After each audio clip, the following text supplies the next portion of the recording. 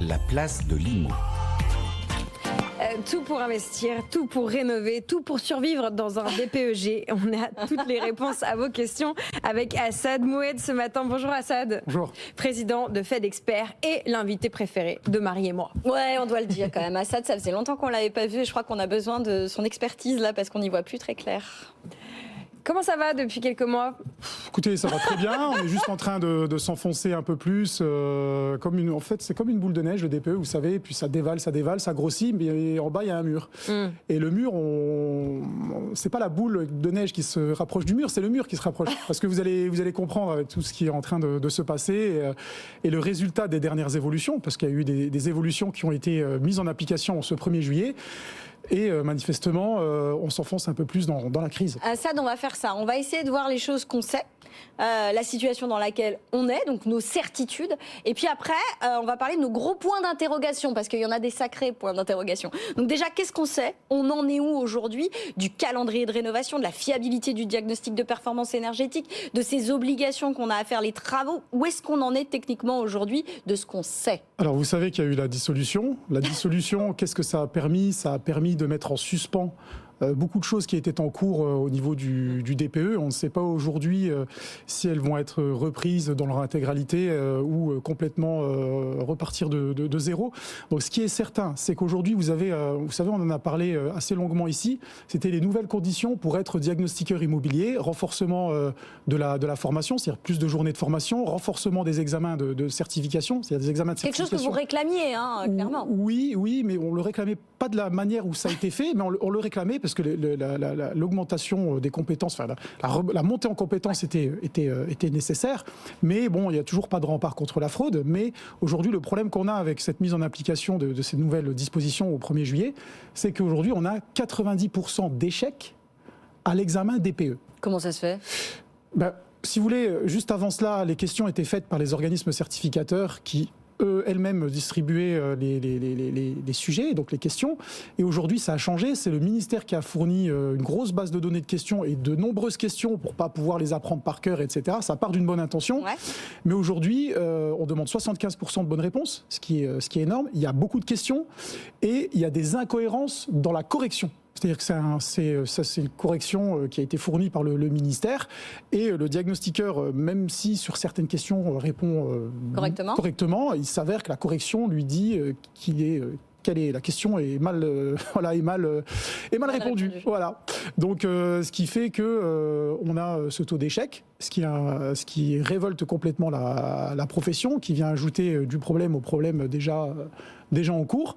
Donc on a communiqué lourdement auprès des services pour faire changer les choses et on espère que ça va changer très rapidement parce qu'il faut se mettre à la place des employeurs. Aujourd'hui, vous avez par exemple, vous employez 3 ou 4 ou 5 diagnostiqueurs, ils doivent passer ce fameux examen parce que l'examen n'est jamais acquis. Vous savez, il y a des recyclages, etc. Et si vous avez 90% d'échecs, si vous n'avez aucun diagnostiqueur de qualifié dans votre société, vous faites quoi ? Vous avez 2 options, soit exercer sans certification, soit attendre que vos diagnostiqueurs repassent l'examen et vous ne pouvez pas repasser le lendemain. Je veux dire, il faut attendre parfois plusieurs semaines, voire plusieurs mois pour trouver une date, pour refaire votre dossier, etc. Mais ça veut dire quoi, ça ? Ça veut dire qu'aujourd'hui, si même en l'état actuel des choses, je voulais diagnostiquer mon logement, je ne trouverais potentiellement pas de diagnostiqueur certifié ? Vous allez le trouver, mais en fait, si vous voulez, est-ce qu'il a réussi son examen DPE ? Ça va être une autre histoire. Est-ce qu'il va faire le DPE chez vous ? Il va peut-être le faire signer par quelqu'un qui est certifié. Aujourd'hui, il y a encore un cri, une fois, on n'aura toujours pas la transparence. Voilà, il y a un appel au secours, nous, par exemple, de nos adhérents qui nous disent « je vais être obligé de frauder ». Nous, on est contre la fraude et tout, on est avec vous. Mais là, vous voyez bien, moi, j'ai 90% d'échecs, je suis obligé. Et c'est pour ça qu'on a d'urgence alerté les pouvoirs publics afin qu'on puisse traiter ce problème. Mais d'autant que l'outil DPE va être amené à évoluer, ça fait partie des grosses interrogations qu'on a, mais en tout cas la promesse de Michel Barnier lors de son discours de politique générale, c'était de dire on va revoir l'outil, on va revoir le mode de calcul du DPE. Est-ce que finalement... Alors les dernières discussions avant la dissolution, nous on avait un accord complet du Sénat là-dessus, c'était vraiment d'avoir une deuxième méthode de calcul pour le bâti ancien. Parce que franchement aujourd'hui on remet des rapports DPE sur le bâti ancien qui sont complètement hors sujet. Je veux dire, le bâti ancien, c'est pas avec une méthode 3CL qu'on fait un DPE bâti ancien. Attendez, refaites-moi cette phrase comme si vous parliez à quelqu'un de 6 ans parce que je n'ai rien compris. Donc sur le bâti ancien, Oui, alors le bâti ancien, si vous voulez, il n'est pas le même que le bâti d'après-guerre. Ce qu'on appelle bâti ancien, c'est des bâtiments construits avant 1948. C'est-à-dire, ce sont des bâtiments, à l'époque, on avait le temps de construire ces bâtiments, on mettait plusieurs matériaux sur un même mur, et aujourd'hui, quand vous voulez rénover ces bâtiments, ça demande des compétences autres que lorsque vous voulez rénover un bâtiment qui a que du béton ou que des agglos ou que des briques. Compris. Ça, c'est la première chose. Déjà, ça demande des compétences autres pour faire des recommandations de travaux, pour améliorer la performance énergétique de ces typologies de bâtiments. Ensuite, le logiciel qui s'appelle 3CL, qui permet de calculer le DPE. Pour calculer un DPE d'une maison d'après 1948, c'est assez simple parce que le logiciel dispose de tous les paramètres connus pour ce type de bâtiment, mais pas pour les bâtiments de ces années avant 48. Par exemple, sur un même mur d'un bâtiment ancien comme ça, vous pouvez avoir 3-4 matériaux différents. Et ça, le logiciel ne sait pas pour le moment le gérer. Ouais. Donc vous avez deux problèmes. Vous avez le problème de faire une méthode de calcul propre à ces bâtiments. Et le deuxième souci, c'est d'avoir des professionnels formés exclusivement pour faire des propositions d'amélioration sur ce type de bâtiment. Parce que c'est un métier complètement différent de faire des propositions d'amélioration. Et donc cet outil, cette méthode 3CL doit évoluer, et ça c'était déjà plus ou moins acté avant. C'était plus ou moins acté, mais comme je vous le dis, il y a eu dissolution. Donc le temps que Madame la nouvelle ministre de plein exercice, et ça c'est plutôt une bonne nouvelle, reprenne le chantier en cours, et elle a l'air très motivée parce qu'on l'a vu déjà très active sur la question, on ne sait pas combien de temps ça va prendre parce que le travail était quand même assez abouti avant la dissolution. Mais là techniquement, pour qu'on parle vraiment à nos auditeurs et téléspectateurs, Assad, si j'ai besoin de faire des travaux, est-ce que je l'ai fait? Est-ce qu'il est encore temps de le faire, sachant qu'on nous a remis en cause quand même aussi le calendrier, qu'on nous remet en cause l'outil DPE? Est-ce que ça vaut encore le coup de faire un diagnostic aujourd'hui s'il change demain? Très sincèrement, vous avez compris la musique. À chaque changement de ministre, à chaque changement de gouvernement, on parle toujours de simplification du DPE. Et c'est un terme qui ne veut rien dire parce que lorsqu'on voit après le résultat, ce n'est pas une simplification, c'est une modification, on va dire, du dispositif. Donc, lorsqu'on parle aujourd'hui de simplification, ne vous attendez pas à ce qu'aujourd'hui votre DPE fait 15 pages, qu'il en fasse 3 par exemple. C'est pas, quand on entend simplification, c'est pas dans ce sens-là. Ça reste lisible un DPE quand même. On peut quand même. Voilà. C'est pas non plus un document tout à fait critique. Quand on parle de simplification, c'est très certainement cette nouvelle méthode de calcul pour le bâti ancien qui va être mise en place. Très certainement que le calendrier va être décalé pour les copropriétés en difficulté, c'est-à-dire les copropriétés qui sont d'avant, par exemple, les années 50, c'est celles qui sont le plus complexes à rénover et souvent le plus cher. Donc c'est ce type de copropriété, le calendrier, pour ce type de copropriété, le calendrier risque d'être décalé.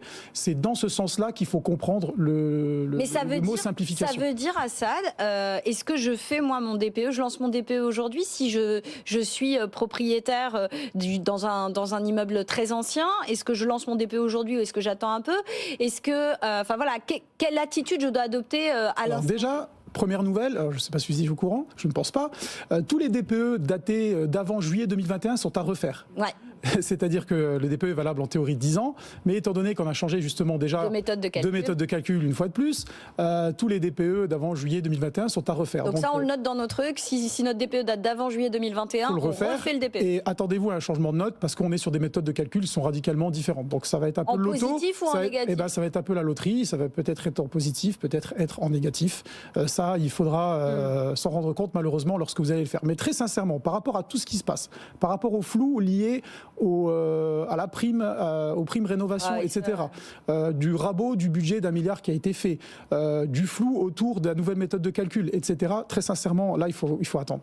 Là, votre conseil, Assad, c'est attendez. Très clairement, là, on est dans un flou. C'est terrible, quand même. Voilà, donc on va être auditionné cet après-midi par l'Assemblée nationale pour une commission d'enquête, notamment sur la partie fraude au DPE, fraude à la rénovation énergétique. Donc on sera entendu cet après-midi. Et là, on a reçu un mail pas plus tard que hier de la Cour des comptes avec une liste de questions longues comme le bras autour du DPE parce qu'il se pose de sérieuses questions autour de ce dispositif. Donc on se dit là quand même qu'on est à un tournant. Déjà il y a une prise de conscience, c'est déjà très bien. C'est déjà pas mal. C'est déjà pas mal, c'est à saluer, mais ça prend un peu de temps à mon sens. Et vu aujourd'hui les commissions d'enquête, la Cour des comptes de l'autre côté, monsieur le ministre Barnier qui souhaite qu'il y ait une simplification et que ça avance, etc., ça file quand même un mauvais coton. Et dans ce contexte, je pense qu'il faut vraiment vraiment attendre. Mais du coup, juste d'un mot, les questions qui tournent autour de ce diagnostic de performance énergétique, est-ce qu'elles seront traitées selon vous dans le cadre du projet de loi de finances et des débats parlementaires avec le sort de MaPrimeRénov' dont on vient de parler, ou est-ce qu'il faudra attendre encore plus longtemps, j'ai envie de dire, pour qu'on en sache un peu plus sur et l'outil et le calendrier? Sachez que le DPE, c'est rare, c'est une priorité du gouvernement Barnier. C'est une des priorités. Si je ne m'abuse, elle est classée peut-être en deuxième position. Des soucis urgents, graves à traiter. Donc j'imagine que ça va être traité assez rapidement. Et tous les résultats de commissions d'enquête, etc., de questions de Cour des comptes et tout, je pense que c'est très attendu pour justement faire entrer cela dans le prochain PLF. Votre témoignage B2B est très important et très éclairant. Assad, on reçoit beaucoup de messages auditeurs et puis on échange beaucoup parce qu'avec Marie, on est un peu les Madame DPE du building BFM, faut quand même le dire. Moi, je reçois beaucoup de témoignages de confrères, mais pas que, qui me disent qu'ils sont par exemple en train de vendre un appartement, qu'ils doivent faire et refaire un DPE, que c'est extrêmement compliqué, que parfois le nouveau diagnosticien explique que le DPE précédent était bon, donc en fait oui, ils ont payé pour rien. Il y a beaucoup de flou à votre niveau, mais au niveau consommateur aussi. On espère que les choses vont se décanter aussi pour fluidifier aussi tout ce qui est processus de vente, parce que ça bloque aussi pas mal de tractations. Ça bloque en fait les ventes. Il y a beaucoup, quand vous parlez à des notaires ou des agents immobiliers, quand on parle du DPE, que ce soit pour signer un compromis ou quand on est devant chez le notaire, c'est parfois des discussions à n'en plus finir. Parfois, il y a des hésitations à la signature du compromis parce que, oui, mais j'ai entendu. Et franchement, ça n'aide pas le marché immobilier aujourd'hui qui est très, très morose. Un point de friction en plus. C'est un point de friction en plus. Et ces frictions-là, elles vont s'accentuer parce que vous avez vu tout ce que je viens de citer. Refaire encore un DPE, ça coûte à peu près en moyenne 200 € un DPE. Donc, c'est pas rien lorsqu'on doit déjà le refaire parce que de DPE 2021 qui vont plus être valables, on doit déjà refaire un DPE. Et quand on va le refaire, avec tout ce qu'on entend, on va essayer d'en refaire un deuxième, parce que peut-être qu'il sera mieux classé. Voilà. Et puis s'il est moins bien classé, on va très certainement vouloir se retourner contre celui qui a fait le premier. Écoutez, c'est une usine à gaz qui est aujourd'hui arrivée à un paroxysme inimaginable. Donc il faut absolument que cela cesse. Et au vu de ce qui est en train de se passer, c'est pas près de se terminer. Par contre, lorsque on aura ces modifications, on espère, mais vraiment que ça ne bouge plus, quoi. C'est pour ça que nous aujourd'hui, on a travaillé lourdement. Il y a une PPL qui a été déposée semaine dernière sur laquelle on a travaillé lourdement avec un député Renaissance qui s'appelle Dominique Labaronne. On espère que, notamment dans des soucis liés aux fraudes qui discréditent complètement le dispositif, on espère vraiment que cette fois ça puisse passer, quoi. Assad Moued, président de FedExpert, Marie Cœur de Roy, le point sur les sujets rénovation. Je vous rappelle qu'on a un site web qui s'appelle BFM Immo sur lequel vous pouvez retrouver toute une kyrielle d'articles qui concernent évidemment les sujets immobiliers, dont un article de votre petite protégée Marine Cardo sur MaPrimeRénov', le Fonds vert, les logements sociaux, bref, tout ce qui a été raboté côté budget de la rénovation énergétique.